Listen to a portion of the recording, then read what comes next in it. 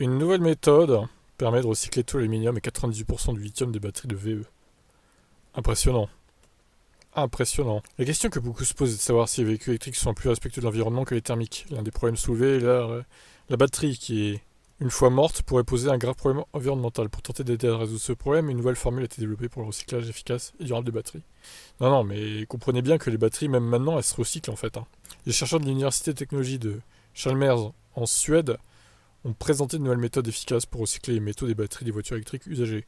La méthode permet de récupérer 100% de l'aluminium et 90% du lithium des batteries des voitures électriques. Dans le même temps, les pertes de matières premières précieuses telles que le nickel, le cobalt et le manganèse sont minimisées. Le processus ne nécessite pas de produits chimiques coûteux ou nuisibles, car les chercheurs utilisent de l'acide oxalique, un acide organique trouvé dans le règne végétal. Jusqu'à présent, personne n'avait réussi à trouver les conditions exactes pour séparer à la fois le lithium avec de l'acide oxalique et en même temps éliminer tout l'aluminium. Comme toutes les batteries contiennent de l'aluminium, nous devons réussir à le retirer sans perdre les autres métaux, a déclaré Léa Rouquette, doctorante au département de chimie et de génie chimique de Chalmers. Au laboratoire de recyclage de batteries de Chalmers, Rouquette et la chercheuse Martina Petranikova montrent comment fonctionne la nouvelle méthode. Sur leur table de travail se trouvent des cellules de batteries de voitures usagées et dans la hotte, leur contenu est réduit en poudre. Il s'agit d'une poudre noire finement broyée qui est dissoute dans un liquide transparent, l'acide oxalique. Rouquette produit à la fois la poudre et le liquide dans ce qui ressemble à un mixeur de cuisine.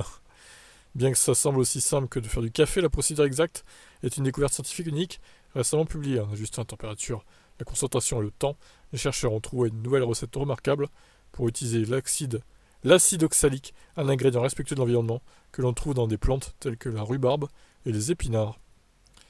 Ok.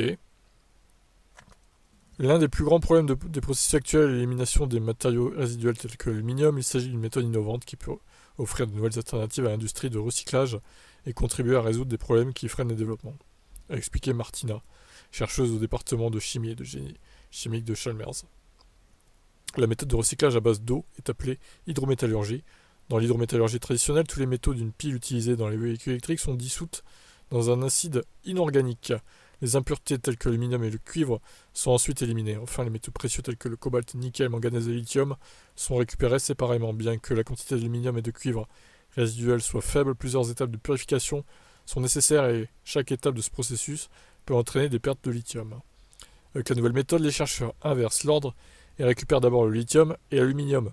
De cette manière, ils peuvent réduire le gaspillage de métaux précieux nécessaires à la fabrication de nouvelles batteries. La dernière partie du processus, où le mélange noir est dévoilé, ressemble également à la préparation du café, tandis que l'aluminium et le lithium se retrouvent dans le liquide. Les autres métaux restent dans les solides. L'étape suivante du processus consiste à séparer l'aluminium du lithium.